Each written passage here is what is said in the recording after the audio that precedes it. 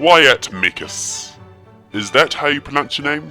I'm sorry, I don't actually know, and I'm not meaning to offend. Can you please, if you do another video response, could you please tell me how to pronounce your name, because I'm horrible at that stuff. Now, the first thing I would like to state is the opening statement I made in my previous video was meant to be a joke. It was basically done to sort of get people interested in watching, which obviously failed miserably, and obviously people didn't quite catch on, or at least you didn't quite seem to. Maybe I didn't do it very well, which is probably also very true, but it was a joke. It wasn't meant to be an actual statement of criticism to anything you were saying. Now, the basis of morality. When I saw your video where you mentioned the basis of morality, I thought that you were talking about what sort of evidence is there for such behaviour in the world around us, which was what I was addressing. But you've sort of made it a bit more clear about what you're addressing, more of a personal justification to why you consider one thing acceptable and one thing unacceptable. My answer for you is priorities and desires. Now, I'll try to make myself more clear. I'll use an example. So let's go to old-fashioned murder. That's the classic old form of... Anyway, I, as an example, since we're talking about my basis of morality, have empathy. I admire and I care for the lives of other people. I want them to live a good life as well as me, my friends, my family. So if something was to happen to them that would hurt them or harm them or kill them, I'm going to have a problem with that, because that's going to get into the way of what I want, or at least what I desire or what I respect. So I'm going to consider that wrong. So if anyone does an action that goes against that, I'm going to think that's horrible. That's my basis. That's the only real basis I sort of need. You could ask, well, why do you think that? Well, I think the reason why I think that is probably very instinctual, which is what goes back to the whole social species in order to survive thing. It's a very instinctual thing that helped us to survive as a species, which is likely to be where I got that form of desire or behaviour from. However, being a species that's been able to think ahead of itself, that's been able to predict things such as death, which is one good example of things that we found humans to see. We haven't really seen any examples of animals predicting such a thing, at least we haven't found any yet. There are ideas of right and wrong that aren't necessarily based on instinct. Being a species that tries to answer questions like, what is the meaning of life, or is there life after death, and all that sort of stuff, you start to apply your life to it, which of course includes rights and wrongs. I think religion is one of those examples. It starts to apply rights and wrongs to things that are consistent with their belief, with their philosophy, but not necessarily consistent with their instinct. But don't get me wrong, that I'm not trying to say that means that rights and wrongs from something such as religion is bad, because there are things that I consider right and wrong that are not based on instinct. I'm just simply saying that not everything necessarily comes from the same source. Now, you said that I got my what is and what should be's mixed up.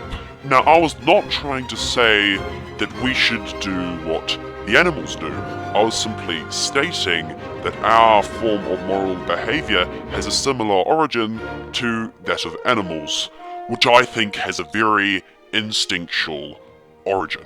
My shoulds are based on my most significant wants and desires, and when I mean wants and desires, I don't mean like, I want that car. I'm meaning like, I want that person to have a great life, very deep, meaningful bullshit. And all those wants and desires, many of them are likely to be based on instinct, which then links back to the whole idea of where morality has come from. Now, I'm not trying to say that that is perfect.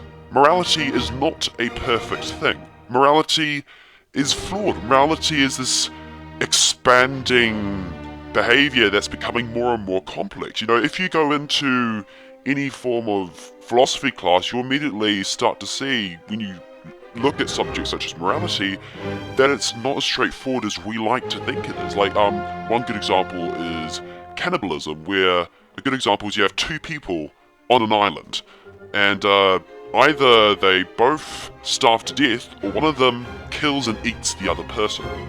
Now, what's acceptable? Should they respect each other's well-being and just both die, or should one kill the other person? Now, I'm not trying to say one's right or one's wrong. It really depends on what you think. But that is a good example to show that morality isn't as straightforward as there is a definite yes and a definite no. It's not a factual thing. Now, another thing you said was that according to this atheist philosophy, because such a thing totally exists, if I was to think something was wrong, then it would just be my opinion. I can agree with that, because that's all it is. It's an opinion. But again, you're assuming that morality is a very factual thing, or at least I think you're assuming.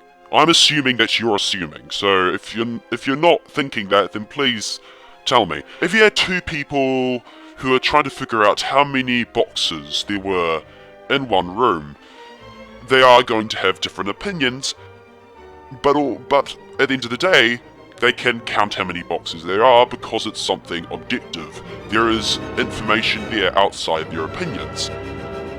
But morality isn't really like that. And I actually sent a question to you, which was, do you have any examples of objective morality? And the reason why I asked you this is because you seem to imply that it is illogical for subjective morality to exist. There has to be some objective answer. But if you cannot supply an objective answer, or if you cannot demonstrate that there is one, why should I think that there is an objective answer? Morality is not like an equation. All it is just complex social behavior to commonly enforce harmony throughout a whole species, through a large species, generally. There are exceptions to this. I'm sure there are probably many exceptions.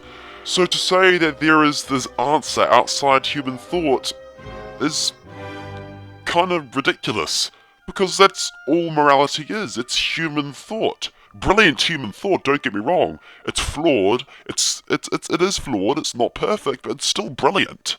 You know, I love morality. You know, it brings great things. It allows me to socialize with great people. But that does not destroy the fact that all it is human behavior. Not just human behavior, as I've said, behavior among other species of animals. There's nothing supernatural or mystical or spiritual about thinking one thing's acceptable in society and one thing is unacceptable in society. Now, there was one bit where I accused your god of committing genocide and more or less blackmailing people into worshipping him, and you asked me to justify that, so I'm gonna do that now.